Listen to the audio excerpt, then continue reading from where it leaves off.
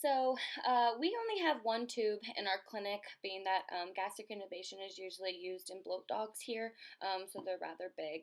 But right now I'm measuring to the 13th rib, or the last rib from his mouth, so I know how far to go in. And I'm going to use tape so I can mark when I'm placing it. I'll know when I need to stop. So that's a safe point, and Val right there is going to help me. We're going to be going in orally. Since he's intubated, it'll be fairly easy since there's kind of only one other way it can go. So it's going to go right down his esophagus. Obviously, his trachea is taken.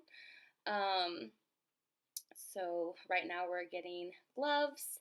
And then instead of using the mouth gag, because unfortunately we don't have one of those, we are just going to be using gauze to hold Mr. Duke's mouth open.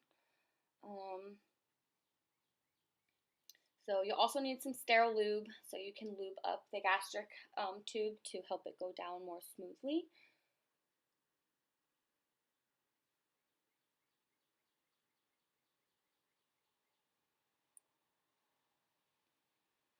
So Val is preparing the gauze to help anchor the mouth open for me.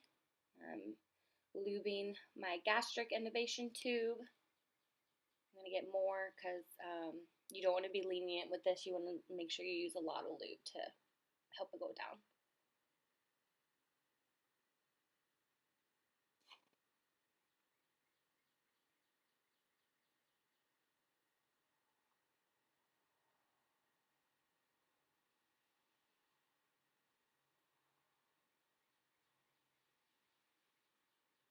So I am in, and I have no resistance on my way down, except for right here, it kind of got hung up on the gauze.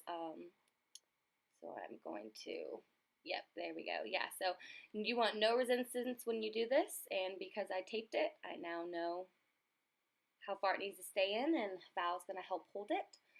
Now we're going to verify that the tube is placed properly by a sculpting. So I'm going to listen while Val blows the proper amount of air in there. And you can hear a gurgle sound. You should kind of hear like a gurgle in the stomach, no lungs when you do it.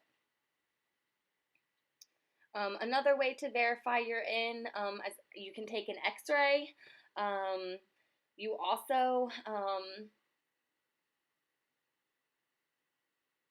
can know you're in for, if contents start coming out like they did for me. So when you're pulling it out, though, you do want to make sure your tube is kinked to avoid aspiration when you remove the tube. And that's that.